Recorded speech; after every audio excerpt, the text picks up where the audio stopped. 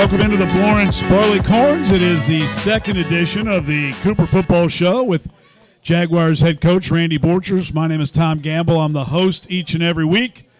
Starting this evening, 6:45 is our kickoff, like that little play on Monday Night Football. So plenty to discuss tonight, including scrimmage number 1, which was last Friday. We'll get to this week's scrimmage, and we're closing in on the start of the regular season, which is Friday, August 23rd. Want to welcome back Matt Razor, our video guy, who was down helping the folks in the hurricane with Tallahassee. Then you followed the storm, correct? So he wasn't able to be with us last week. He works for Duke Energy. Don't wonder what's wrong with him. He was down there doing good work. And audio guy Billy Prickett, former Jaguars quarterback as well. So, Coach, let's get right to it, shall we? Let's talk a little from last week's scrimmage down at Louisville Collegiate Academy.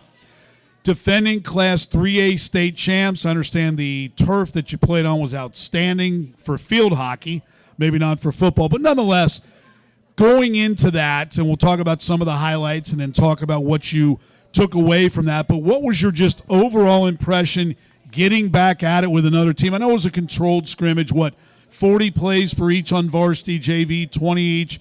What were your takeaways at the varsity level? Some things you liked, maybe some things you know need improvement. I think the biggest thing is getting to go out and play against someone else besides yourself. Christian Academy had a lot of kids back from last year, so we went into that game knowing that it was going to be a really solid scrimmage for us. They had a lot of speed, very physical, and it gave our kids a good look on where we were at. We've talked last week about physicality was a big thing that we preached all offseason. So being able to go in and play a physical football team to see how you matched up, it let us know that we still got some work to do. Some of the highlights, and you can point out others if need be, but I know Keegan Merritt, a 97-yard touchdown run. You had Cam O'Hara hooking up with Isaiah Johnson on a 60-yarder and some sideline passes. They'll be the two guests tonight, by the way, a little bit later in the program, along with a guy who spent many mornings with me. That sounds awful, but I'll explain momentarily. Austin Alexander, I know, won some 50-50 balls. You had Dax Bolin, had a interception, a couple nice hits on defense. Those are some of the highlights. Is there anything else? Or what were you looking for your guys from a highlight perspective? Did you see some things that you expected out of the guys that are returning? Yeah, I think the number one thing was to come out injury-free, which we were able to do. I think anytime you go into those scrimmages, you want to get some work, but you want to make sure you come out healthy and you don't get any injuries in a game that's really meaningless. So we were able to do that, so that was a big plus on the weekend. But I think the biggest thing is we wanted to come out. There was things we wanted to work on, particularly our running game. You go into these scrimmages, we feel like we can come out in the spread and we can run our 60 quick passing game and be very successful. So, that was something that we really didn't focus on much. We focused a little bit more on our running game, a little bit more on our power game, and we realized we got some work to do on that end. Defensively, we didn't tackle very well. And, that was really the first live tackling that we had all season, and our pursuit angles weren't very, very good, and part of that comes to playing a team with a lot of quickness. So, we obviously have some things to work on, but we feel like everything that we weren't happy with were things we can clean up and be ready to go come week 1. Let me ask you about tackling and defense. I know you had a guy in Jack Lonecker who pretty much cleaned up anything on the defensive side. How much is it? Naturally, you got a lot of guys back, starters, but you lose a few key guys. They're not as easy to replace as some people might think. And then what about just playing, for lack of a better way to say it, maybe not as inspired as you would like? I know that's kind of I know it's a controlled scrimmage, but when you go to a state final and there's a lot of lofty expectations, how important is it early on making sure that, hey, guys, that was last year, new year, nothing's taken for granted? Yeah, I think that's always a question. And you kind of mentioned it. We did not play very inspired Friday night. It was a lackluster effort by our guys.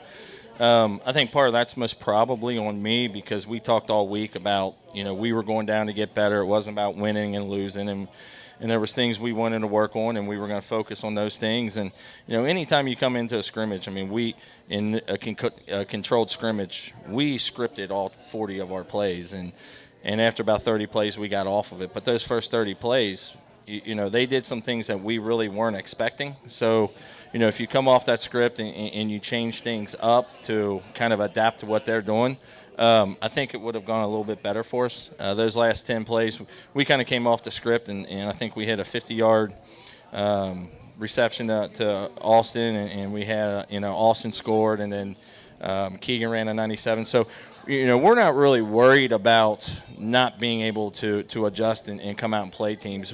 Our biggest thing is we have to do the little things that we preach all the time to our kids: the tackling, the pursuits, the running to the football, the energy on the field. So, and that's all stuff that we can clean up, and that was our main objective Friday night, and that was the thing we focused on Saturday during films. Well, let me ask you, too. I know one thing that you like to do as a coach is prepare. Obviously, you've got the 10-game regular season, but you really want to win in the postseason. So in the postseason, you're likely at some point going to have to go on the road. So I know you prepare, and I know you're not in school yet. School starts this Thursday, correct, for students, Yep. right? Yep.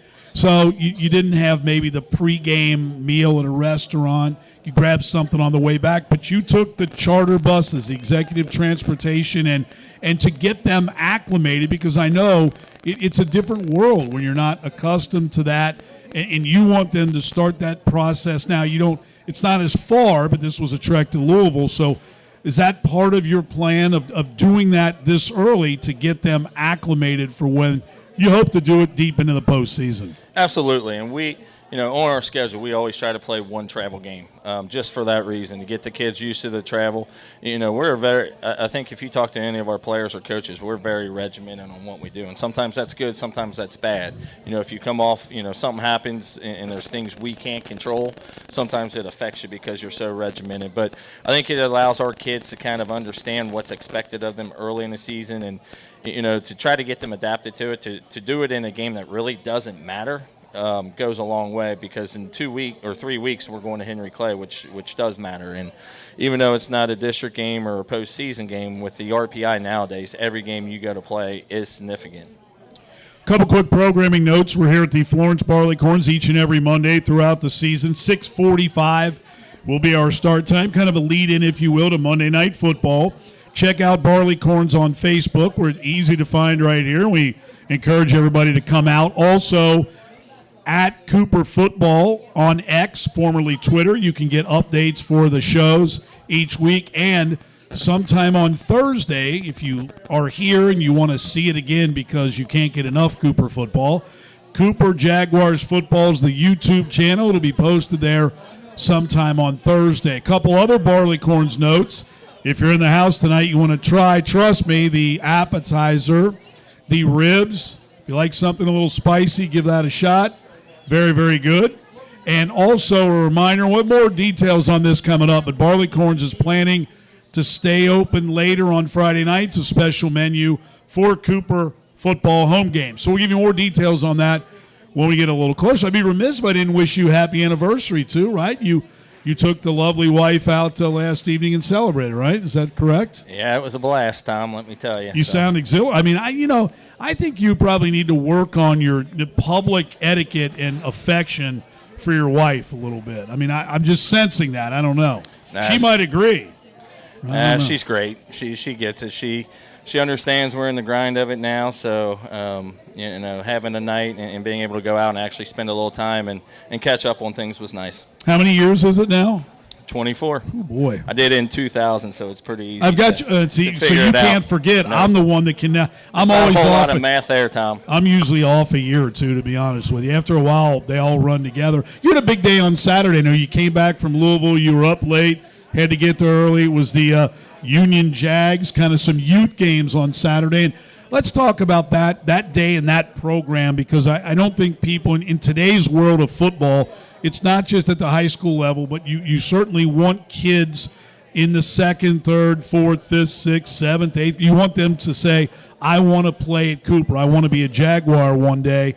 And I know the leadership of that group has come a long way over the years. And how important are days like Saturday? I think there are, 4 more days up at Cooper High School, give them the opportunity to play on the stadium field. How big of a day was that, and how much fun did the kids have? Yeah, anytime we can get those kids on our field, and I don't think our kids take it for granted to be able to play in a facility like ours. The turf field, being able to be in the locker room. And for those younger kids, they look up to our kids. A lot of our kids run around, on Saturdays when we have that. But, for them to be able to play on our field, be able to use our locker room, be able to be in our locker room to use the restroom and all that, it goes a long way. Those kids really get pumped up for it. So the more we can get them involved in our program, the better chance we have to keep those kids at Cooper, and that's our main goal.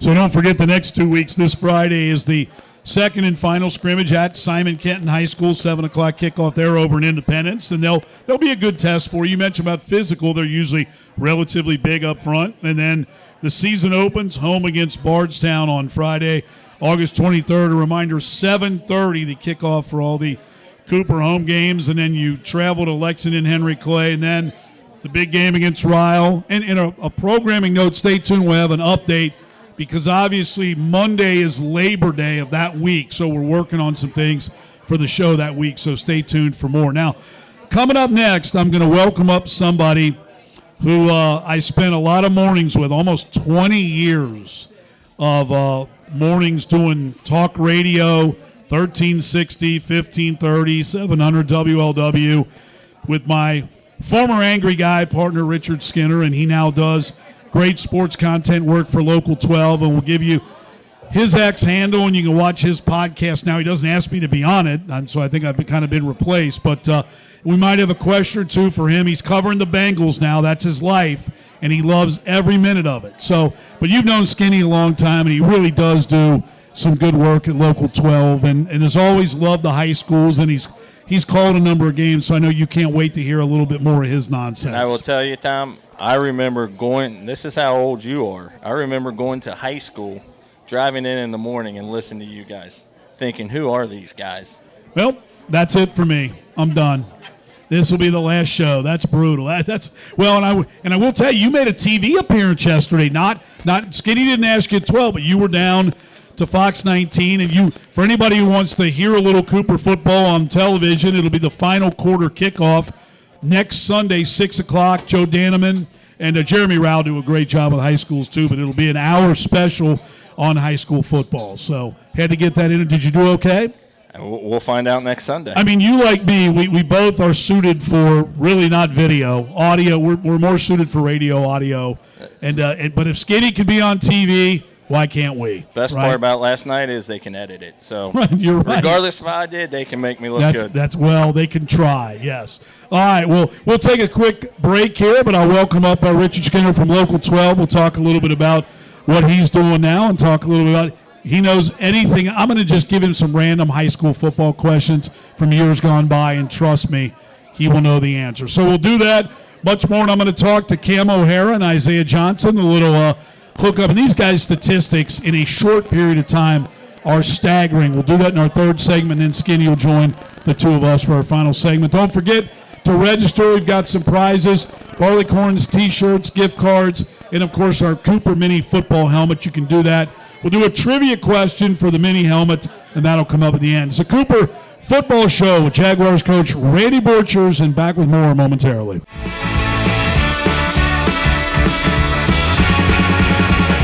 All right, welcome back to the Florence Barleycorns for segment 2 tonight of the Cooper football show with Jaguars coach Randy Borchers. And, one of my goals is to get Mike Gundy's name, and I know you were talking to Brooke Lister, who's the director of ops for One Holland. What other program in Kentucky does Mike Gundy get in every week? But I'd be remiss if I didn't introduce you.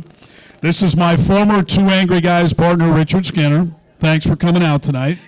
I'd be remiss if I didn't say I should have been about 5 minutes late, because that's usually how it worked on the show. Oh, you're going with 5 minutes. I'm going 10 to 15. Maybe 10. Yeah. Now, hang on. You're at Local 12 now. I want to make sure I get all this out. All right, go ahead. So if they want to follow you on X. I am still alive, so there's that. It's at Local 12 Skinny, right? Yes, correct. And how often do you still call it a tweet even though it's X? No, How often do you post? I'm so old, I hate it so much. I know you do. I just call it X. I post whenever I do a story. Game day, I do a lot of stuff on game day. Now, by game day, you mean Bengals game day. Bengals game day. I'm active on that. Other than that, no one needs to know what I'm doing in life. So no one cares. No one cares. Right. So I don't even mess with it. Now, hold on, though. You also have a podcast that's called the Skinny Podcast. That's and right. I love it's pretty this. clever, isn't it? and I love this. It's posted either Wednesday or Thursday whenever you do it. Right. Well, they tell you in the media business, right, that it's consistency, and so you just can either do it one of those 2 days. So the guy I do it with, Rick Broering, who covers Xavier for 24/7 Sports and also is the radio analyst for NKU basketball. There are some days he cannot do it. I try to work around his schedule. I'm kind of the veteran of the show. Rick's, a younger guy, but I work around him, so when he can do it, very nice I do it. All right. It's okay. So, now, before we get into, because I know they're taking, I've been told that there's been a couple questions for you from the audience. Yeah. But let's talk. I mean, I know both of us, we literally started doing a high school football program. I can't even fathom what year that was. I think it was like 95. The best part was somehow I got stuck producing it because you didn't know what in the world we were doing whatsoever. I couldn't run the board. Well, I can tell you this. You missed a week. I did, and you messed it all up because you didn't understand how to run the board. Well, no, running the board, the problem was nobody told me that, because it was even computers back then. Yes, it was. It wasn't very well done. And they didn't tell me that it branched over into the new hour. Correct. When that happened, there were certain things you had to do. And you couldn't do that. Couldn't do it. So, but I certainly wasn't going to talk for an hour straight without a break. So I think you did, but you put music in, right? I played music, but we had carts back then. There were carts. So anyway, but you and I have always really enjoyed high school sports. No question. I mean, in high school football here, I mean, I can still remember the Sean Alexander at Boone County, obviously his nephew Austin Alexander, now an outstanding player for Cooper, but watching in the Kentucky, the Northern Kentucky All-Star game, Kentucky, Tennessee, I mean, there have been so many memories and so many players on both sides of the river. I can still remember his sophomore year doing a Boone County game back on radio when high school games were on radio, and he scored 6 touchdowns. And I don't think he played the fourth quarter. I think Owen Houck pulled him out of the game, and we had him up for a post-game interview. He was scared to death. And then you look and you go, that guy's now in the Pro Football Hall of Fame. There was nothing for him to be scared about. I still to this day, I did a game with Solomon Wilcots his senior year, when he returned the opening kickoff at Covcath, when they used to have that game at 5 o'clock because Covcath didn't have lights. Yep. Returned the opening kickoff for a touchdown, and we went to a break. And Solomon played in the NFL, right? So he's not wowed by athletes. He turned to me and goes, that dude's going to play in the NFL. I said, yes, he is. He sure is. What is it about high school football for you? I know for me it's, and I know we talk about the purity, and it's gone everywhere now, really. Let's be honest, even at the high school level, there's all kinds of nonsense today. But what has always been the thing that has kind of drawn you and made you appreciate high school sports? I mean, to your point, I think there is the purity to it. For full disclosure, I do coach high school sports. I coach high school basketball at kind of a rival school in some ways. You can say you do it at I coach at Beechwood, right? So I guess I shouldn't make any apology for that. I coached at Ludlow last year and loved that. And I love being around the kids. I do. I know that's cliche-ish. I'm sure Randy's talked about that. The energy being around the players.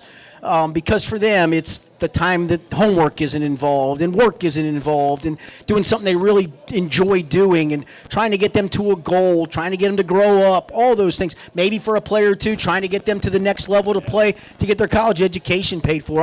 I do think there's something to that, and I really do enjoy that a ton. And I know you still follow high schools, obviously. You do a ranking each week on local12.com, and you still call some games. But this Cooper team last year really put together a solid run at the end and made it all the way. And really a lot of self-inflicted issues, or they really could have defeated Bowling Green in the 5A state final. Now, as you know, a lot coming back, but it's never easy. Now you're the target. Everybody's going after you. But I think this is a veteran team that's really got a shot to make another deep run. See, I wouldn't mind being the target, because you know what that means? You're probably pretty good. It's one of those ones, if you're hunting people, that's great if you're good enough to hunt them down, but if you're not, you're just hunting them for no good reason. I mean, that makes it very difficult. So I think for Cooper to be in that spot, and listen, I mean, for what Randy Borchers has done over time, I can still remember I was working at the Enquirer when the program started, covering high school sports,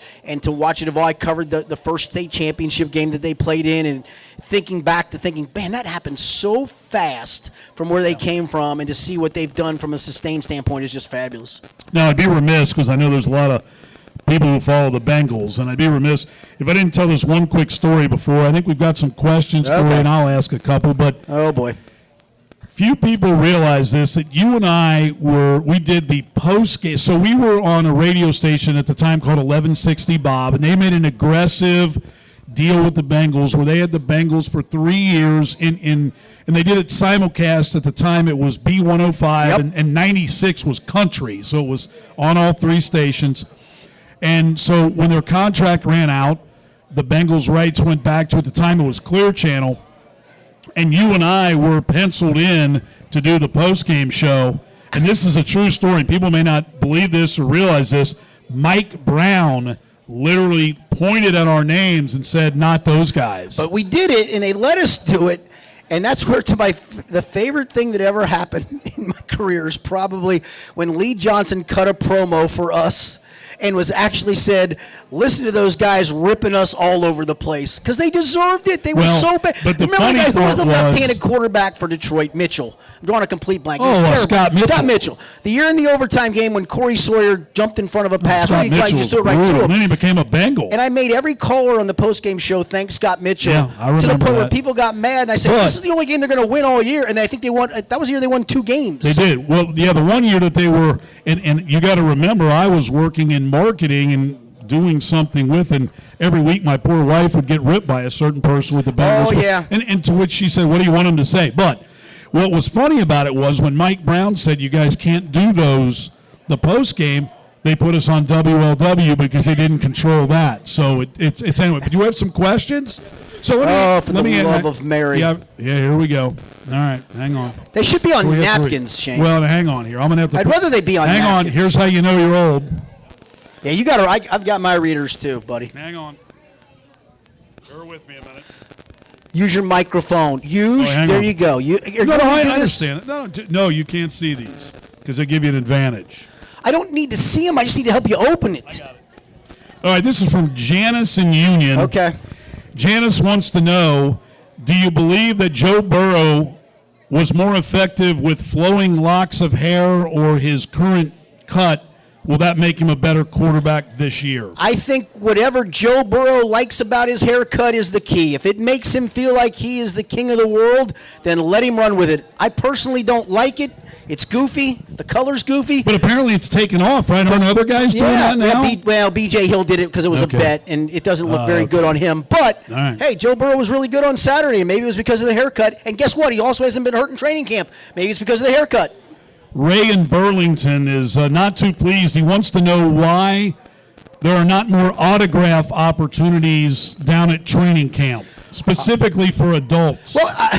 Well, the adults have plenty of autograph opportunities. There are autograph opportunities. I will tell people this, not every player signs every day. It's usually a position group that goes to sign autographs. So you may not get Joe Burrow on the day you want Joe Burrow. All right, then here, this is anonymous, but they just want to know, is it true that you actually threw a headset during one of our shows, and it wasn't intended for me, but it might have wound up hitting me? Yeah. So we started out doing a show with the great Bob Trumpy. Yeah, we did. I will call him the great Bob, right? We didn't have a great time with Bob, but he is still the great Bob Trumpy. Yes? But the best part of it was they called us into a meeting with him, not having told him. Right. He was doing the morning show by himself. Said, these guys are doing it with you. And he looked at us like, who are these clowns? And B, I have to do a show with these guys? So we did it for about a year with him, didn't we? So Bob certainly knows football. He knew very little of baseball, which was fine. He knew nothing of baseball. And so there was one day we were arguing about it, and we were arguing about something that occurred the night before on a scoring decision. And I, you know me, I've got a long leash where I don't get very mad very quick. You know that. I've got a long leash. All right, you've got an anger management problem. Maybe I got anger management. Accurate. So anyway, we're arguing about this call. And we had Tom Hume on, was it every day? It was close to every day. Tom was... He was awful. He was awful, but a nice man. We agree he's a nice man. But the day he came on, I said something about the official score of the Reds at the time. I said, he just isn't very good. And he goes, you don't know what you're talking about. I said, nah, he's not. So Tom Hume comes on and he says, yeah, Tom, this guy says such and such isn't very good. And Tom, who's the nicest guy, goes, he is. Yeah, he's not a very good official score. Right. To which then Bob comes back at me, so going to break, I'd had enough. I took my headset off, and you sat in between us, and I just threw it across the room at him. As you know, those things are plugged in, It caught and recoiled, hit me. skinned the top of your head, and then almost hit me in the mouth, which is probably what should have happened, to be honest with you. The funniest part for me with Trumpy was I validated myself with him when he saw my wife. Yes, you did. When he met my wife and that. saw my wife, ever from that point forward, he knew she was a Russian mail-order bride. I mean, she knew that. He treated He knew me, that. Well, maybe it helped, but he treated me much differently when I don't know what he thought I was married to. Hey, listen, and I will say this. Yeah. Our friend Lance McAllister, when his son Casey was going through his leukemia issue, right. he survived it, which is outstanding.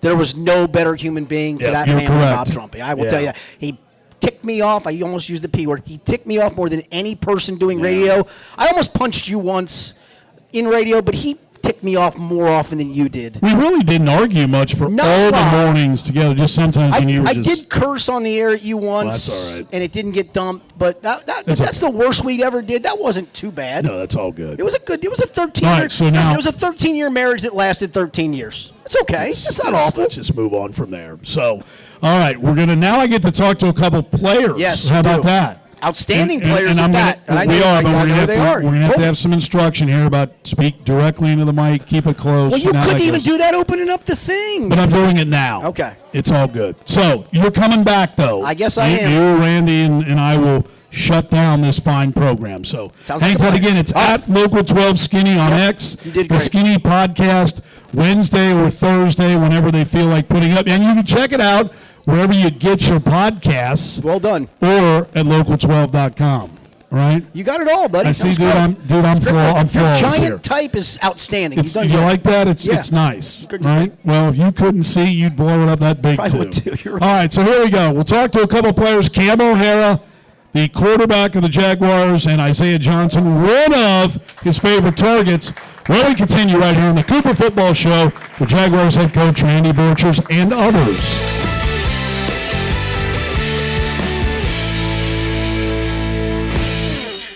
All right, welcome back to the Florence Barleycorns here, and it's my pleasure, the Cooper Football Show with Jaguars coach Randy Borchers, but you can't be a coach if you don't have players to coach, and it helps to have some good ones. And that's who I'm joined by right now, the junior quarterback of the Jaguars, Cam O'Hara, right here. Give it up for Cam. And senior wide receiver, Isaiah Johnson. Welcome, gentlemen. All right, we're gonna have a little mic lesson first of all. So Cam, I'll start with you. But so you obviously put up some big numbers. You've been a starter since your freshman year. When you look at this season, going to the state final last year, coming close. I know you guys probably, if you look back, you say, well, we had a real good chance to win that game. What is your personal team? What do you think this team is capable of after how far you went last year? Yeah, I think obviously going back to state and winning this time. Am I good? You're good. Obviously going back to state and winning this time, putting points up on the board, and we have a really stable defense, so just being able to get the ball to my guys and let them make plays. Isaiah, and we'll talk about some of the numbers because they're eye-popping numbers, you guys with the connection. And I want to find out if you guys, the work on the side, and if you emulate kind of NFL guys or guys that are kind of your guys you want to be like. What about you with this team this year? You got so far last year. What will it take, in your estimation, for this team to be back in that same position and take one more step? I mean, we have the talent, but I just think we have to take it day by day. I mean, obviously it's a long run to the state championship, but as long as we stay true to ourselves, we should be fine. Cam, talk about you as a quarterback. Any quarterbacks that you pattern yourself after, you watch? Who are some guys that you really emulate when you're playing football?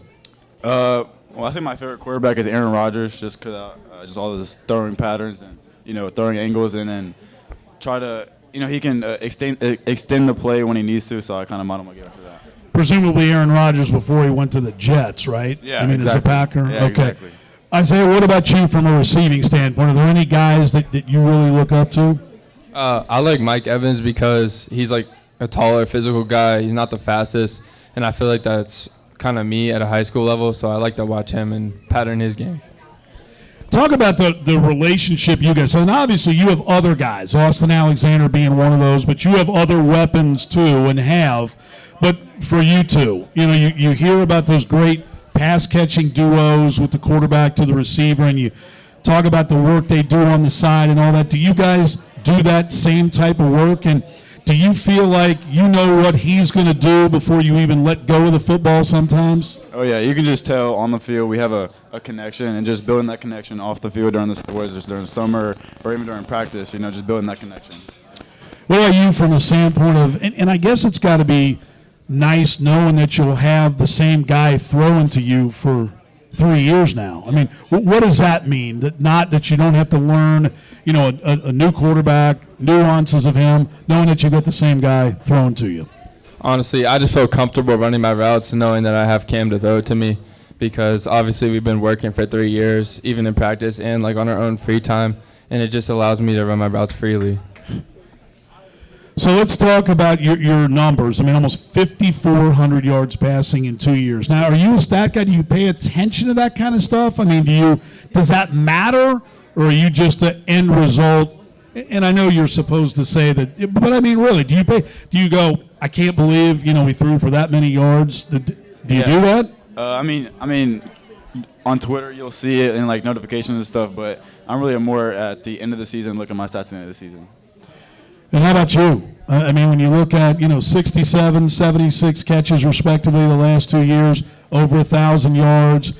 When you look at a game against the Highlands where you had 280 yards in receiving, does that matter to you? I mean, do you set individual goals that then turn into team goals? I obviously have individual goals, but at the end of the day, it's all about winning. And as long as my team wins, it flies with me. So, yeah. So leadership, obviously on offense, you're just a junior, but they're looking to you. You're the captain of the offense, if you will, being a signal caller. How serious do you take that, and what do you feel like? How much have you grown in a leadership role, being able to start the last couple of years coming into this year? Yeah, I think just being with the same guys for at least two years now makes it easier for me. And we have a young O-line, so just building that connection with the O-line and just making that stable connection. So now Burrow went the hair route. Is that now you don't exactly have the same type of hair that Burrow did, but is that something? I mean, are we going to do either of you guys anything? No, you're still sticking with what we got here. You're not changing. No, I'm not. Are you superstitious in any way with that kind of stuff? Do you feel like something like that could be a spark to your team? I mean, a lot of the guys did the bleached hair when went to state. Yeah. Did you do that? I did not do that. Did you do that? I did it. You did. Yeah. So, but you said that we lost. So is that something that you're not going to? No, that's done. Yeah, done. What about like maroon or gold? Is that a possible? No. No, I'm just going to keep it same. Okay. I mean, so let's talk looking ahead to this year and know when you look at the schedule. And I mean, let's be honest. There are games you got to take it one game at a time. I get all the coach speak, but I mean, you got to look. You see that week 3. You see Ryle. I mean, that's a team that Cooper's struggled with. You see Highlands again, who in your district is probably going to be competition. What do you, starting with game 1 against Bardstown, what are you looking to see both personally and on the offensive side of the ball week to week? Yeah, just building fluency and just building connections. Really just taking it day by day and game by game. Just building that connection, just going from there. How about you? What do you when you look from that standpoint offensively, and you guys have a diverse offense too. You can run the football, obviously. Austin Allen. How much does it help having a guy like Austin Alexander on offense as well?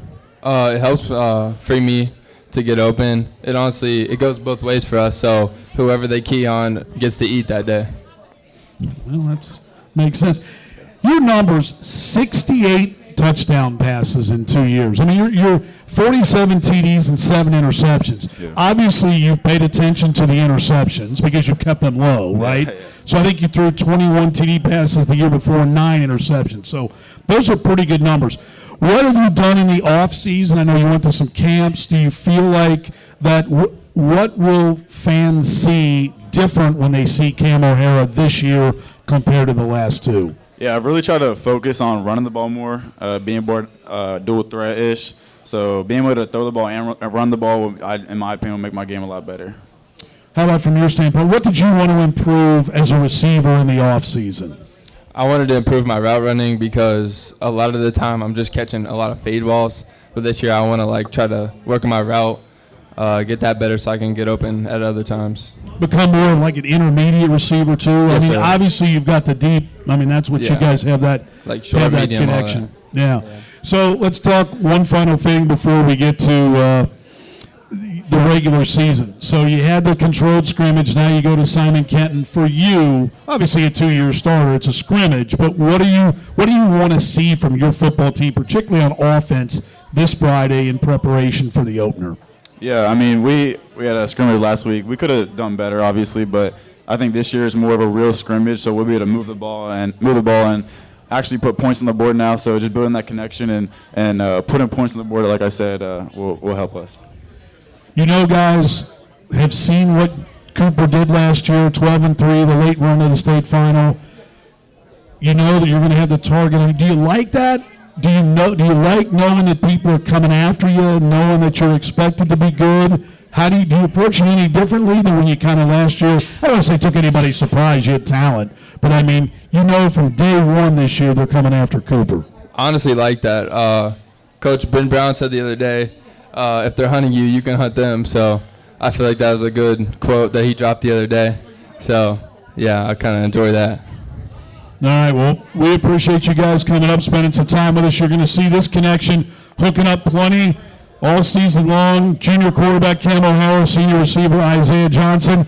Appreciate it, and you guys enjoy the rest of your evening. And when we continue, we'll have Coach Borchers back up. Richard Skinner will come back up too. And if you haven't registered, you still got time to do it. We're giving away the mini helmet. We've got some Barleycorns gift cards and T-shirts. When the Cooper Football Show with Randy Borchers continues right here from the Florence Barleycorns.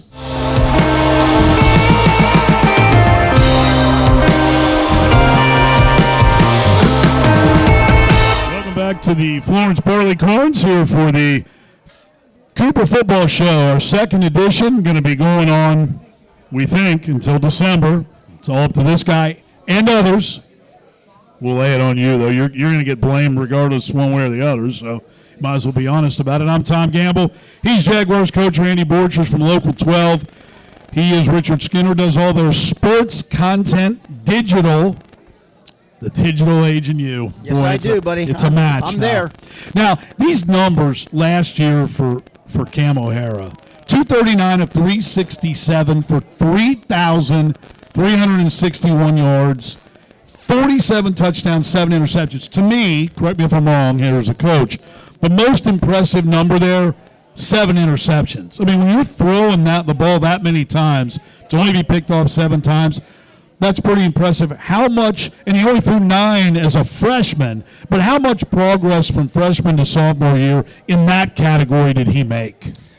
I think the biggest progression he made was his arm speed and getting how quick he got rid of the ball.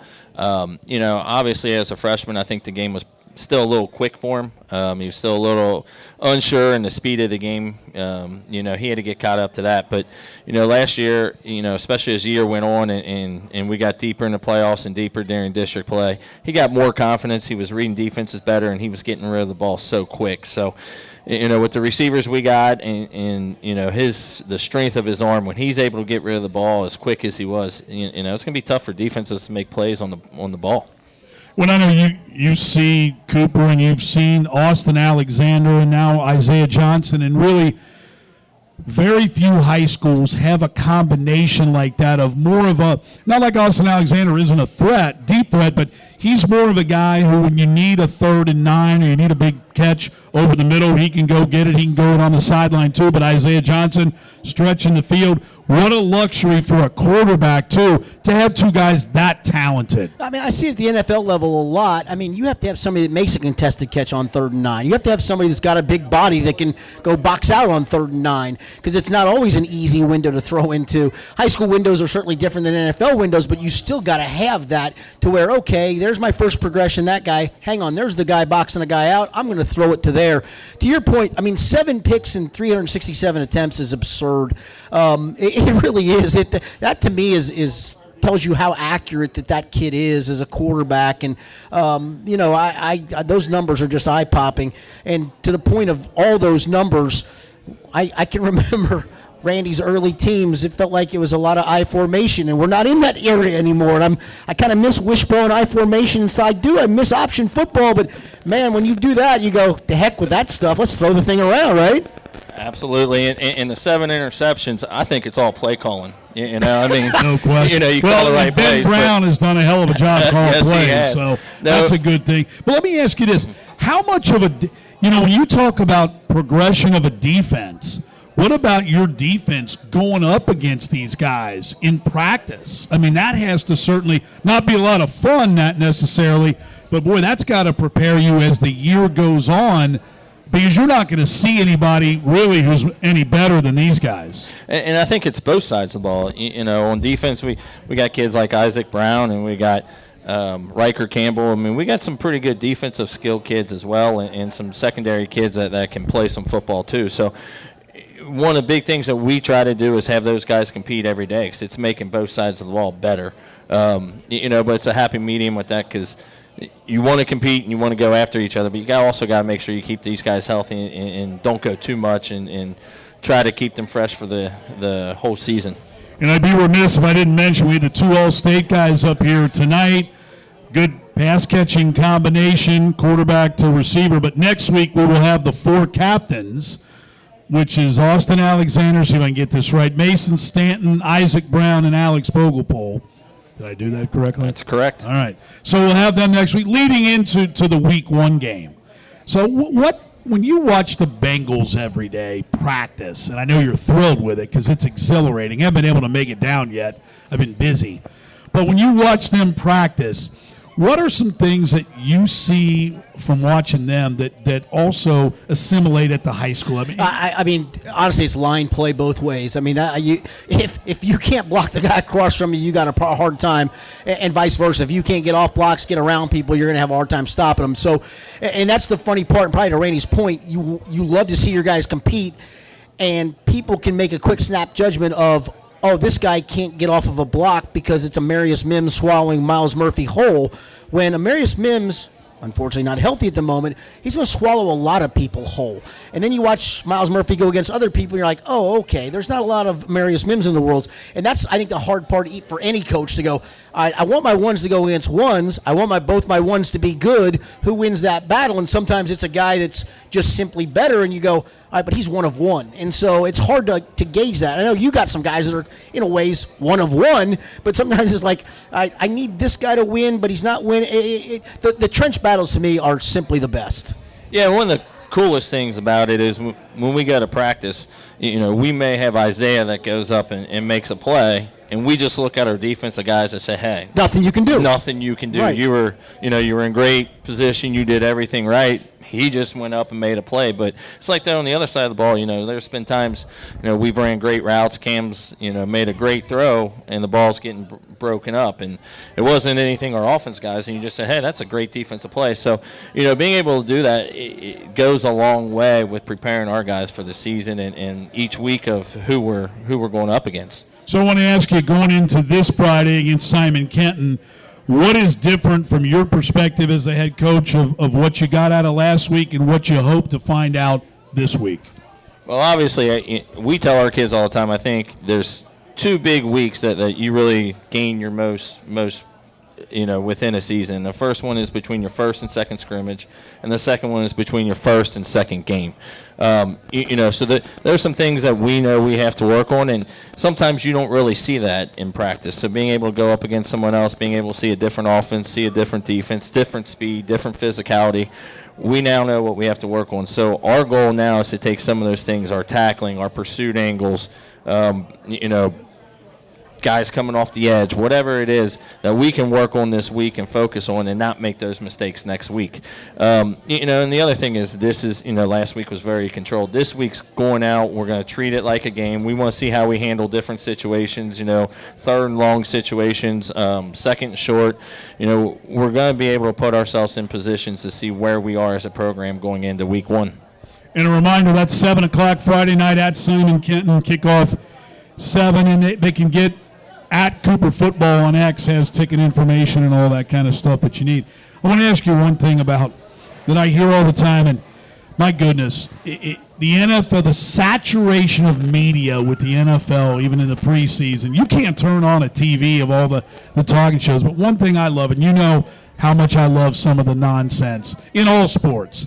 I mean, baseball analytics has just created jobs for clowns who are general managers and player personnel, right? You need to use the information. Come on now. You can use some of the information. Some of it. I didn't say all of it. But I don't need to know the stuff that maybe during some Reds Do you know what broadcasts. BABIP is? What? Never mind. Keep rolling. Okay. So here's one I love in football. When they talk about the quarterback and the importance of getting your team in and out of the huddle. Okay.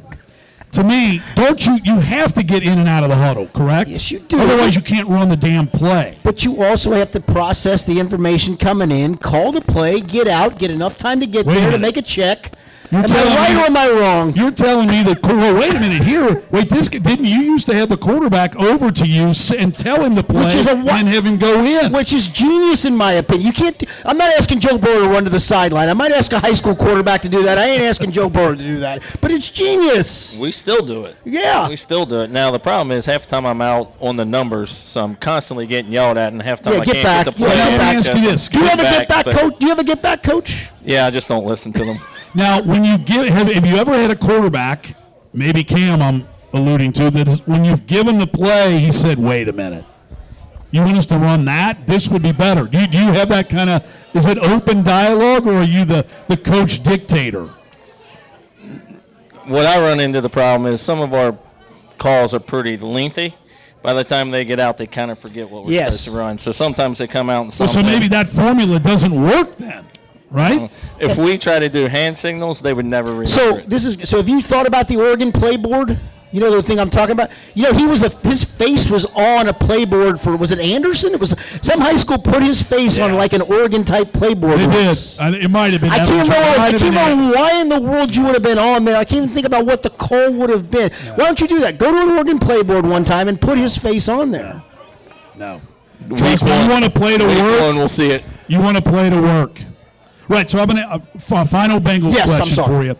So, you know, I hear, and obviously staying healthy is the key. And Joe Burrow has to be healthy, correct, for this team to be. He does. Right? Jake Browning was good last year. He wasn't very good Saturday. Is this, though? I can't tell. I realize that. I just wondered. Did they play that? Was that the preseason game? Preseason game number 1. Somehow I missed it.